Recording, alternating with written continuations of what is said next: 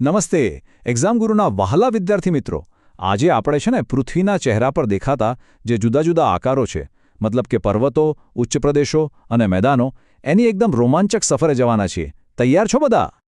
તો ચાલો શરૂ કરીએ આપણી આ સફર જો આપણી આ પૃથ્વી છે ને એ બધે એક સરખી નથી ક્યાંક ઊંચા ઊંચા પહાડો છે તો ક્યાંક એકદમ સપાટ મેદાનો તો આ બધા જે જમીનના અલગ અલગ આકારો છે એને જાણવા માટે તમે સૌ તૈયાર છો ને ચાલો ત્યારે શરૂ કરીએ આપણી આ જ્ઞાન યાત્રા પણ આપણી આ સફર શરૂ કરીએ એ પહેલાં એક વાત સમજવી બહુ જ જરૂરી છે આ ભૂમિ સ્વરૂપ એટલે શું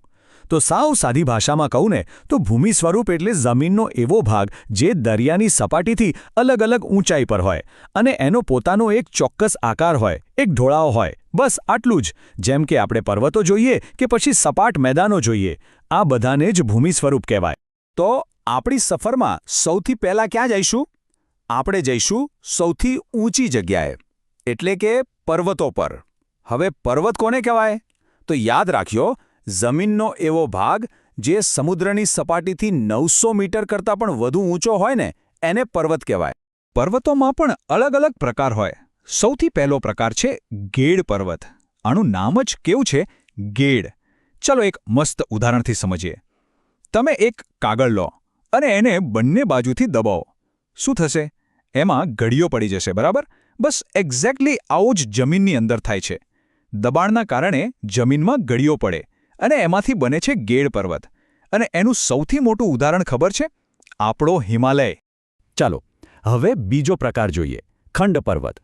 આ કેવી રીતે બને તો જમીનની અંદરની હલચલને કારણે ક્યારેક જમીનનો કોઈ મોટો ટુકડો એટલે કે ખંડ તૂટી જાય અને એનો વચ્ચેનો ભાગ નીચે બેસી જાય અને આજુબાજુનો ભાગ ઊંચો રહી જાય બસ આ જે ઊંચો રહી ગયેલો ભાગ છે ને એને જ કહેવાય ખંડ પર્વત આપણા ભારતમાં વિંધ્યાચળ અને સાતપુડા પર્વતો આના સરસ ઉદાહરણો છે ત્રીજો પ્રકાર તો એના નામ પરથી સમજાઈ જાય એવો છે જ્વાળામુખી પર્વત હા જ્યારે જ્વાળામુખી ફાટે ને ત્યારે એમાંથી જે ગરમ ગરમ લાવા અને રાખ બહાર નીકળે એ ઠરી જાય અને એક શંકુ જેવો આકાર બનાવે અને ધીમે ધીમે એ પર્વત બની જાય અને સૌથી મજાની વાત તો એ છે કે આપણા ગુજરાતમાં જ પાવાગઢ અને ગિરનાર આ બંને જ્વાળામુખી પર્વતો છે એક મિનિટ હવે મને કહો તો તમારામાંથી કોણ કોણ ગિરનાર ચડ્યું છે કે પછી પાવાગઢના ડુંગરે ગયા છો અરે વાહ તો હવે તમને ખબર પડી ગઈ ને કે તમે ખરેખર એક જ્વાળામુખી પર્વતની મુલાકાત લીધી હતી કેવી મજાની વાત છે નહીં હવે આ યાદ રાખજો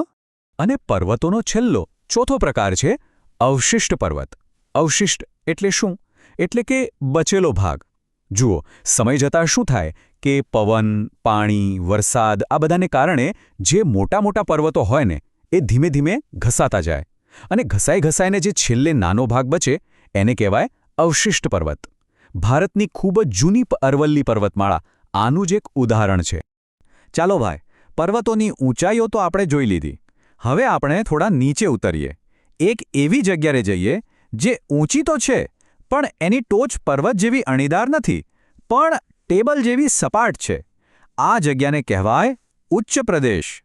તો ઉચ્ચ પ્રદેશની વ્યાખ્યા શું થઈ એવો જમીનનો ભાગ જે મેદાન કરતાં ઊંચો છે પણ પર્વત કરતાં નીચો છે અને સૌથી અગત્યનું ઉપરથી એકદમ સપાટ ટેબલ જેવો છે અને હા તમને જાણીને નવાઈ લાગશે કે આપણો સૌરાષ્ટ્રનો જે વિસ્તાર છે ને એનો મોટો ભાગ એક ઉચ્ચ પ્રદેશ જ છે પર્વતો જોઈ લીધા ઉચ્ચ પ્રદેશો પણ જોઈ લીધા હવે ક્યાં જઈશું હવે આપણે સાવ નીચે સપાટ અને ફળદ્રુપ જમીન પર ઉતરીએ છીએ તો આપણો હવેનો મુકામ છે મેદાનો મેદાન કોને કહેવાય તો સમુદ્રની સપાટીથી જેની ઊંચાઈ 180 મીટર કરતાં ઓછી હોય એવા સપાટ જમીનના ભાગને મેદાન કહે છે મોટાભાગે નદીઓ પોતાની સાથે જે કાંપ ઘસડીને લાવે ને એનાથી આ મેદાનો બને છે અને એટલે જ એ ખેતી માટે બહુ જ સારા હોય છે આપણા ભારતમાં ગંગા યમુનાનું મેદાન આનું સૌથી મોટું અને જાણીતું ઉદાહરણ છે સારું તો આપણી આ સફર હવે એના છેલ્લા તબક્કામાં પહોંચી છે